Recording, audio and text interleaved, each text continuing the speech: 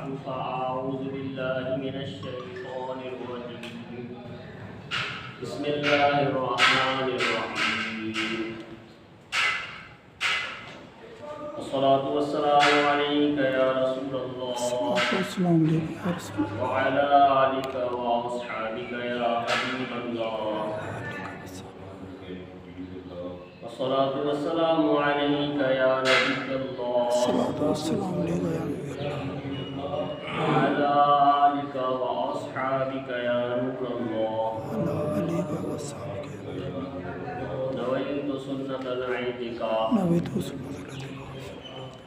فرمانے آخری نبی رسول ہاشمی صلی اللہ علیہ وسلم من عثر علیہ شیء فلیکثر من الصلاۃ علیہ فإنها تحل العقد وتکشف الکرب۔ حدیث پاک کا ترجمہ ہے، جسے کوئی مشکل پیش آئے تو اسے چاہیے کہ مجھ پر کثرت سے درود شریف پڑھے، کیونکہ مجھ پر درود شریف پڑھنا الجھنیں سلجھاتا اور رنج و غم کو دور کرتا ہے۔ جو ہو مریض لا دوا یا کسی غم میں مبتلا، صبح و مسا پڑھے صدا صلی علی محمد۔ مشکلیں ان کی حل ہوئیں، قسمتیں ان کی کھل گئیں، ورد جنہوں نے کر لیا صلی علی محمد۔ صلو علی الحبیب صلی اللہ تعالی علیہ وسلم۔ آج انشاءاللہ ہم 12-14 سورہ نحل کی آیت نمبر 41 کی تلاوت، ترجمہ اور اس سے حاصل ہونے والے اصلاحی پھول سننے کی سعادت حاصل کریں گے۔ اللہ تبارک و تعالیٰ ارشاد فرماتا ہے، بسم اللہ الرحمن الرحیم، والذین ہاجروا فی اللہ من بعد ما ظلموا لنبوئنہم فی الدنیا حسنہ ولأجر الآخرۃ اکبر لو کانوا یعلمون۔ آیت کریمہ کا ترجمہ آسان ترجمہ کنز العرفان میں یوں ہے، اور جنہوں نے اللہ کی راہ میں اپنے گھر بار چھوڑے اور اس کے بعد کہ ان پر ظلم کیا گیا تو ہم ضرور انہیں دنیا میں اچھی جگہ دیں گے، اور بے شک آخرت کا ثواب بہت بڑا ہے، کسی طرح لوگ جانتے ہیں۔ پیارے سے بھائیو، حج کا پربہار موسم ہے، حج کے ایام قریب ہیں۔ خوش نصیب سعادت مند عاشقان رسول صلی اللہ علیہ وسلم حج کی سعادت حاصل کریں گے۔ طواف کعبہ ہوگا، صفا و مروہ کی سعی ہوگی، منی میں حاضری ہوگی، میدان عرفات اور مزدلفہ کا قیام ہوگا۔ یہ ساری سعادتیں لوٹنے کے بعد یا اس سے پہلے عاشقان رسول صلی اللہ علیہ وسلم دلوں میں عشق رسول کے چراغ روشن کیے، آنکھوں میں آنسو لیے، تڑپتے لرزتے ہوئے، خوشی میں جھومتے ہوئے اپنے آقا کریم مکی مدنی مصطفیٰ صلی اللہ علیہ وسلم کے دربار عالی شان میں روضہ پر نور پر حاضری دیں گے۔ یہ کیسے خوش نصیب لوگ ہوں گے کہ جن کو آقا دو جہاں سرور ذی شان صلی اللہ علیہ وسلم اپنے در کی حاضری کی اجازت عطا فرمائیں گے۔ جگہ دیتے ہیں قسمت چاہتے ہیں جس کی دم بھر میں، یعنی ہمارے آقا صلی اللہ علیہ وسلم کے لیے شاعر نے کہا جگہ دیتے ہیں، نیند سے یا بیدار، یعنی یوں سمجھ لیجیے کہ غفلت سے یا قسمت کو جگہ دیتے ہیں۔ تو شاعر نے کہا کہ جگہ دیتے ہیں قسمت چاہتے ہیں جس کی دم بھر میں، وہ جس کو چاہتے ہیں اپنے روزے پر بلاتے ہیں۔ اللہ کریم ہمیں یہ سعادت نصیب ہو، مدینے کی حاضری کا عزت ملے اور مدینے پاک میں حاضر ہو کر شفاعت کی بھیک مانگنا نصیب ہو جائے۔ آمین کی جائے خاتم النبیین صلی اللہ علیہ وسلم۔ پیارے بھائی بھائیو، ہم نے ابتدا میں ایک آیت کریمہ سننے کی سعادت حاصل کی۔ اللہ پاک فرماتا ہے والذین ہاجروا فی اللہ من بعد ما ظلموا، اور جنہوں نے اللہ کی راہ میں اپنے گھر بار چھوڑے، یعنی ہجرت کی، اس کے بعد کہ ان پر ظلم کیا گیا۔ یعنی وہ صحابہ کرام علیہ رضوان جو مکہ پاک میں رہے، ان کے کلمہ پڑھ لینے کے بعد اسلام میں داخل ہو کر غلامی مصطفیٰ قبول کر لینے کے سبب کفار مکہ ان پر ظلم و ستم کے پہاڑ ڈھاتے تھے، کسی کو مارتے پیٹتے لہو لہان کرتے، کسی کو گرم ریت پر لٹا کر اوپر پتھر رکھ دیتے، یہاں تک کہ جسم کی چربی پگھل کر بہنے لگتی، کسی پر کوڑے برساتے، کسی کا کھانا پینا بند کر دیتے، الغرض سینکڑوں قسم کی مصیبتیں جنہوں نے برداشت کی مگر ان کے قدم نہ ڈگمگائے، یہ ایمان کے پہاڑ کی طرح ثابت قدم رہے، حتیٰ کہ نوبت یہاں تک پہنچی انہیں گھر بار چھوڑ کر، اپنی زمینیں، اپنا وطن چھوڑ کر مکے سے ہجرت کرنا ہوئی۔ اب چونکہ یہ اپنا دین بچانے کی خاطر صرف اور صرف اللہ پاک کی رضا کی خاطر اپنے گھر بار، ساز و سامان، زمین اور وطن چھوڑ رہے تھے، چنانچہ اللہ پاک نے ان کے لیے 2 انعامات کا اعلان فرمایا۔ ارشاد ہوا لَنُبَوِّئَنَّهُمْ فِي الدُّنْيَا حَسَنَةً، تو ہم ضرور انہیں دنیا میں اچھی جگہ دیں گے، یعنی جو جگہ یہ چھوڑ کر آئے ہیں ہجرت کر کے مکے میں، اپنے آباء و اجداد کی، اپنے جو خاندان بھر کی، اپنی زندگی بھر کی جو پونجی چھوڑ کر آئے ہیں، تو اس کا بدلہ کیا دیں گے؟ ہم ضرور انہیں دنیا میں اچھی جگہ دیں گے۔ یعنی انہوں نے اپنے گھر جہاں یہ پیدا ہوئے، جہاں انہوں نے بچپن گزارا، جہاں جوانیاں گزاری، وہ گلیاں، وہ گھر چھوڑ کر یہ جا رہے، تو اب انہیں دنیا میں رہنے کے لیے حسین تر مقام عطا کیا جائے گا۔ یہ پہلا انعام جو دنیا میں نصیب ہوا۔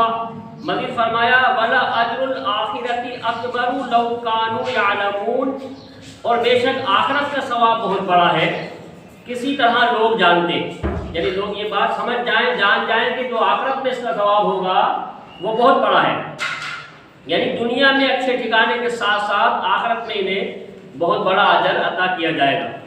سبحان اللہ۔ پیارے اسلامی بھائیوں، صحابہ کرام علیہ رضوان کی مقدس شانوں پر ذرا غور فرمائیے۔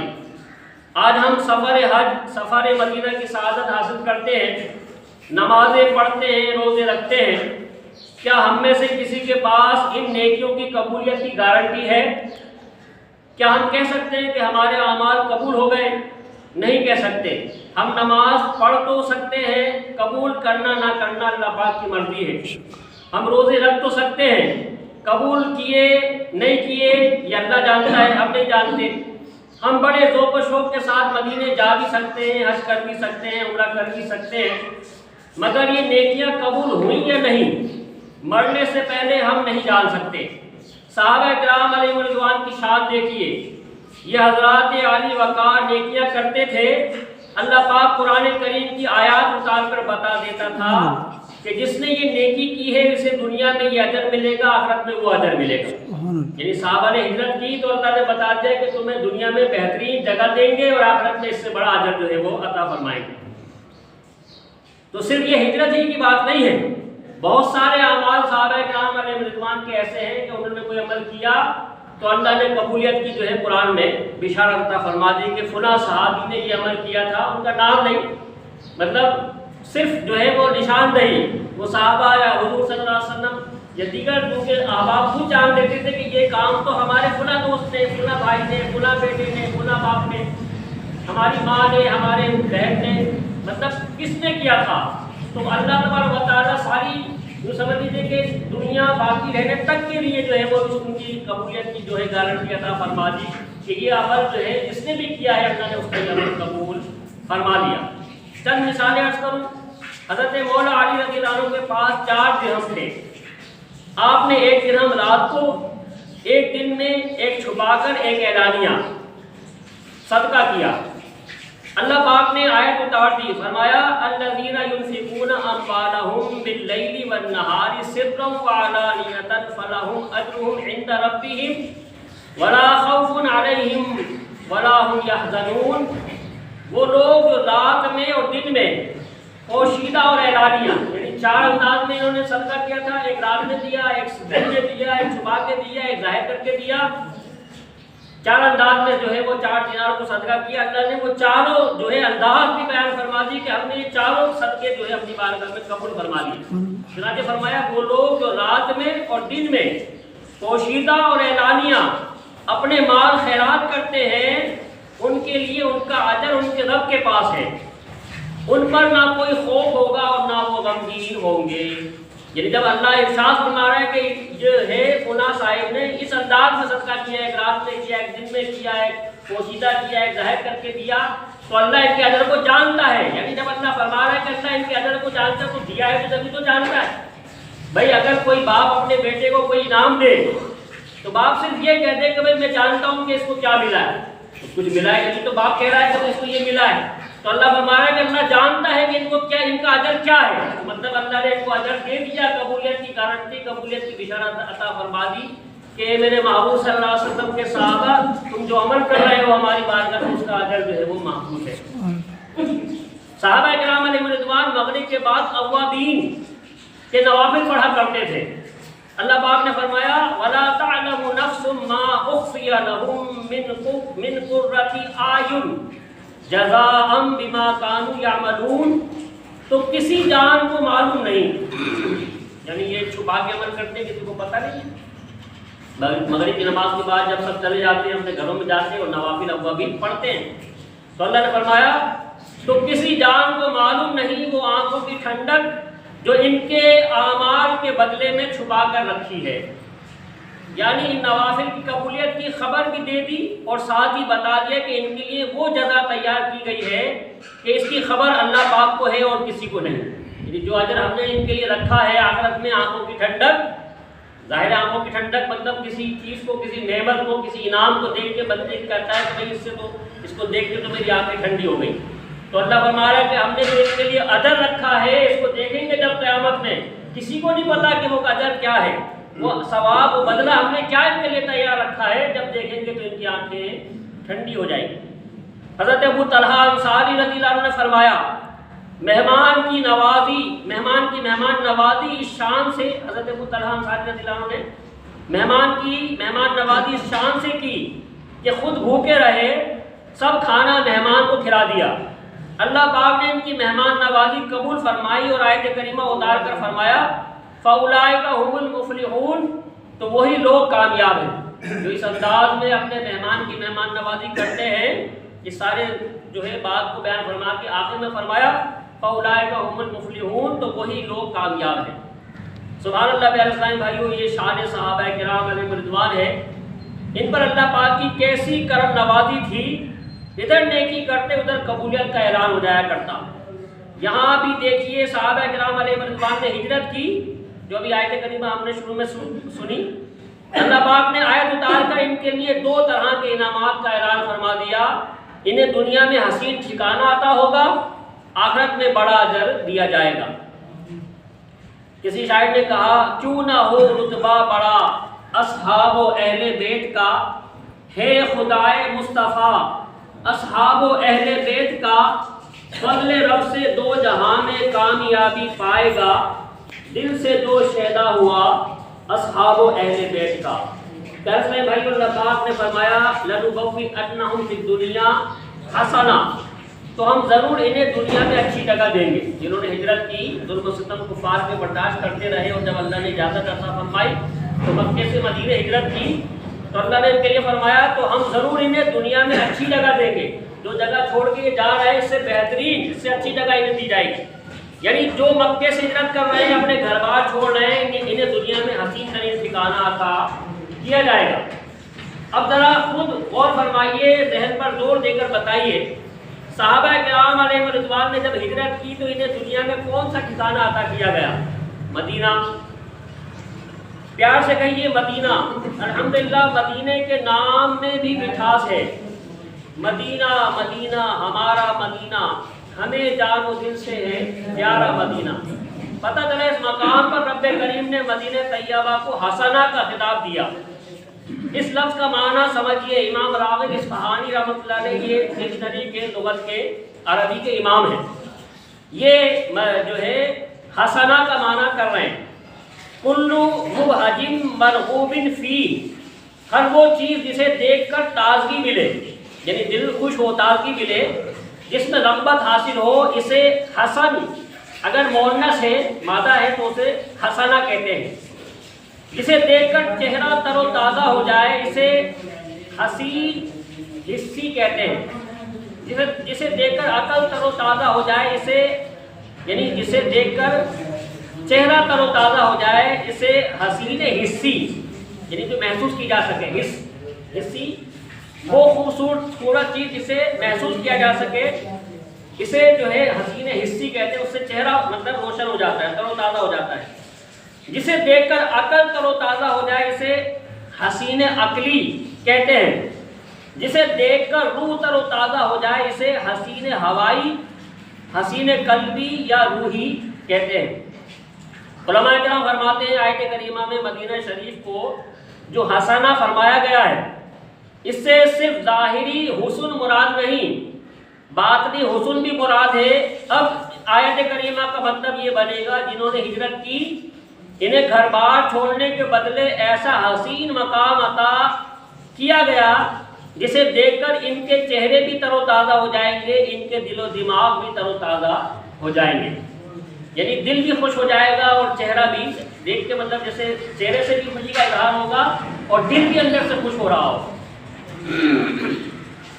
صحابی رسول حضرت انس بن مالک رضی اللہ عنہ نے فرمایا، پیارے آقا مکی مدنی مصطفیٰ صلی اللہ علیہ وسلم کی عادت کریمہ تھی، جب سفر سے واپس مدینہ منورہ تشریف لاتے تو اپنے کندھوں سے چادر اتار دیتے اور فرماتے ہذہ ارواح طیبہ، یہ پاکیزہ ہوائیں ہیں، یعنی جس میں چادر مبارک جو کندھوں پہ اوڑھی ہوتی تھی وہ ہٹا دیتے کہ پورے جسم پہ جو ہے مدینے کی تر و تازہ ہوائیں لگے، تو فرماتے ہیں کہ یہ پاکیزہ ہوائیں ہیں، مدینے کی ہوائیں جو ہیں وہ پاکیزہ ہیں۔ یعنی آپ صلی اللہ علیہ وسلم فرماتے تھے کہ چادر ان ہواؤں کو روک نہ لے، لہذا چادر اتار دیتے تاکہ مدینے کی ہوائیں جسم مقدس سے لپٹ جائیں۔ وہ جس کا شہر بھی ہے ایسا پیارا، وہ جس کا شہر بھی ہے ایسا پیارا، جہاں کی رات دن سے سوا ہے، فضائے طیبہ پر قربان جاؤں، نسیم خلد سی جس کی ہوا ہے۔ حضرت انس رضی اللہ عنہ فرماتے ہیں سرکار علی وقار مکی مدنی تاجدار صلی اللہ علیہ وسلم مدینے کے در و دیوار، گلیوں اور درختوں کو دیکھتے تو اپنی سواری مبارک مدینہ منورہ کی محبت کے سبب تیز فرما دیتے۔ جب مدینے سے قریب ہوتے تو جیسے سفر میں آدمی تھکا ہوا ہوتا ہے، کبھی ہلکے کبھی تیز اپنی سواری کو لے کے چلتا ہے۔ اس زمانے میں ظاہر گھوڑوں پر، اونٹوں پر ایسے سواری ہوتی تھی، بائکیں یا کاریں یا مطلب اور اس طرح کی جو آج ایڈوانس ذرائع ہیں وہ نہیں تھے۔ تو جب حضور صلی اللہ علیہ وسلم ایک طویل سفر فرما کے مدینہ منورہ کے قریب پہنچتے، مدینے کے درخت، مدینے کی در و دیواریں نظر آنے لگتی تو اپنی سواری کو محبت میں تیز دوڑاتے۔ مدینے کے در و دیوار، گلیوں اور درختوں کو دیکھتے تو اپنی سواری مبارک مدینہ منورہ کی محبت کے سبب تیز فرما دیتے۔ پھر یوں دعا فرماتے اللہم اجعل لنا بہا قرارا ورزقا واسعا، اے اللہ پاک ہمارے لیے مدینے میں اچھا ٹھکانہ اور وسیع رزق مقرر فرما دے۔ تو لکھ دے الہی مقدر میں میرے، مدینے میں مرنا مدینے میں جینا، نہیں روتے اس شاک دنیا کی خاطر، رلاتی ہے ان کو تو یاد مدینہ۔ پیارے اسلامی بھائیو، مدینے کے حسن و خوبصورتی کی کیا بات ہے، اللہ اکبر۔ ایک حسن وہ ہے جو ہماری فانی آنکھوں کو بھاتا ہے، ایک حسن وہ ہے جو دنیا داروں کو اچھا لگتا ہے، ایک حسن وہ ہے کہ فانی عقلیں اسے حسین کہتی ہیں۔ مدینہ پاک کے حسن کا کمال دیکھیے، خود خالق کائنات نے اسے حسنہ کا خطاب عطا فرمایا، یعنی ہم اچھا ٹھکانہ، حسن ٹھکانہ انہیں عطا فرمائیں گے تو اللہ نے مدینے کو حسنہ فرمایا، خوبصورت مطلب خوش ہوتی ہے جسے اللہ پاک حسین فرمائے، اس کے حسن کیسا نرالا ہوگا۔ شیخ طریقت امیر اہل سنت اور خاتم الانبیاء کے پیر صاحب سیدی قطب مدینہ مولانا ضیاء الدین مدنی رحمۃ اللہ علیہ بہت بڑے ولی کامل تھے۔ آپ کو یہ سعادت نصیب ہوئی کہ آپ نے 80 سال مدینہ منورہ میں گزارے۔ اب بھی الحمدللہ جنت البقیع میں آرام فرما ہے، یعنی وہیں پہ آپ کا مزار شریف بھی ہے۔ سیدی قطب مدینہ رحمۃ اللہ علیہ کا یہ معمول مبارک تھا کہ آپ کی رہائش پر محفل پاک ہوا کرتی تھی، روزانہ آپ کے گھر پر جو ہے محفل ہوا کرتی تھی۔ پاکستان، ہندوستان یا دوسرے ملکوں سے جو علماء کرام مدینہ منورہ حاضر ہوتے وہ بھی اس محفل پاک میں بیان فرمایا کرتے تھے، یعنی علماء کو جو ہے بیان کرنے کی جو ہے وہ دی جاتی تھی، دعوت دی جاتی تھی۔ ایک مرتبہ پاکستان کے بہت بڑے عالم دین حضرت علامہ منظور احمد شاہ صاحب رحمۃ اللہ علیہ مدینہ منورہ حاضر تھے۔ آپ نے سیدی قطب مدینہ رحمۃ اللہ علیہ کی رہائش گاہ پر محفل پاک میں بیان فرمایا۔ اس بیان میں آپ نے خود اپنا ایک واقعہ سنایا، یعنی بیان کرنے کے دوران خود ایک واقعہ سنایا، بڑا ایمان افروز واقعہ۔ فرمانے لگے مدینہ پاک میں جہاں میری رہائش ہے وہاں سے مسجد نبوی شریف صلی اللہ علیہ وسلم آتے ہوئے راستے میں ایک مجذوب صاحب دکھائی دیتے تھے، مجذوب بزرگ جو ہے وہ دکھائی دیتے تھے۔ مجذوب بھی اللہ پاک کے ولی اور شریعت کے پابند ہوتے ہیں، ان پر اللہ پاک کی محبت اتنی غالب آ جاتی ہے کہ انہیں دنیا کا ہوش نہیں رہتا، اس لیے بظاہر دیکھنے میں دیوانے لگتے ہیں۔ مجذوب مطلب جس کی عقل جذب کر لی ہو اللہ کی محبت میں جو ہے وہ مطلب ایک دیوانگی کی کیفیت، دنیا کی ہوش نہ ہو، جس کو پاگل نہیں مراد ہوتا اس سے، بلکہ جو ہے اللہ کی محبت میں وہ خود رفتہ ہو گیا کہ اسے اپنے دنیا کی نہ بھوک کا احساس ہے نہ کپڑوں کا احساس ہے، ایک مطلب دیوانگی کسی کیفیت۔ خیر، علامہ منظور احمد شاہ صاحب رحمۃ اللہ علیہ نے فرمایا وہ مجذوب صاحب راستے میں دکھائی دیتے مگر کبھی اس طرح کوئی خاص توجہ نہ گئی، یعنی فرماتے ہیں کہ میں نے کبھی ان کی طرف خاص توجہ نہ کی، میں انہیں کوئی عام دیوانہ سمجھ کر گزر جایا کرتا تھا۔ ایک دن روضۃ الجنہ یعنی جنتی کیاری پیارے آقا صلی اللہ علیہ وسلم کے روضہ مبارک اور منبر شریف کے درمیان والی جگہ حاضری کی سعادت ملی، ریاض الجنہ جس کو کہتے ہیں۔ یہاں سعادتیں لوٹنے کے بعد میں بنگلہ البقیع چلا گیا۔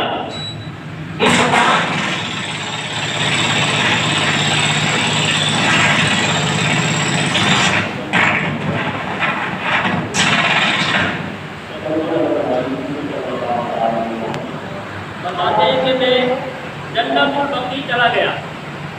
اس دوران یوں ہی میرے دل میں خیال آیا کہ سبحان اللہ، مدینہ پاک وہ مبارک شہر ہے جہاں دو جنتیں ہیں، روضۃ الجنہ اور دوسری جنت البقیع، یعنی ایک تو حضور صلی اللہ علیہ وسلم کے منبر اور روضہ پر کے مبارک بیچ کی جو جگہ ہے ریاض الجنہ، جس کو روضۃ الجنہ یا ریاض الجنہ کہتے ہیں، اور ایک جنت البقیع قبرستان۔ تو فرماتے ہیں کہ مدینہ پاک میں دو جنتیں ہیں۔ اسی طرح کی بات سوچتا ہوا میں اپنی رہائش گاہ کی طرف جا رہا تھا، راستے میں انہی مجذوب صاحب کے قریب سے گزرا۔ انہوں نے مجھے پکارا، اخی تعال، مطلب اے بھائی یہاں آؤ، اسمع کلامی، میری بات سنو۔ انہوں نے اپنا ہاتھ میرے کندھے پر رکھا اور فرمایا واللہ العظیم حی ورسولہ حی، یعنی اللہ پاک کی قسم، اللہ پاک بھی زندہ ہے اور اس کی عطا سے اس کے پیارے رسول صلی اللہ علیہ وسلم بھی زندہ ہے۔ واللہ العظیم ینظر ورسولہ ینظر، اللہ پاک کی قسم، اللہ پاک بھی دیکھ رہا ہے اور اس کی عطا سے اللہ پاک کے رسول بھی دیکھ رہے ہیں۔ یہ قسمیں اٹھانے کے بعد انہوں نے فرمایا واللہ العظیم المدینہ کلھا جنت الفردوس، اللہ کی قسم مدینہ پاک میں صرف دو جنتیں نہیں ہیں بلکہ مدینہ پاک پورے کا پورا جنت الفردوس ہے۔ عشاق سمجھتے ہیں اسے گلشن جنت، کہتے ہیں جسے لوگ بیابان محمد صلی اللہ علیہ وسلم۔ اللہ تعالیٰ سے دعا ہے کہ وہ ہمیں بھی اپنے پیارے محبوب صلی اللہ علیہ وسلم کے شہر مدینہ سے محبت عطا فرمائے، اسی محبت پر ہمیں قائم رکھے، اسی محبت پر مدینہ ہی میں اللہ محبوب صلی اللہ علیہ وسلم کے جلووں میں، آپ کی قدموں میں شہادت کی موت نصیب فرمائے۔ وما علینا الا البلاغ۔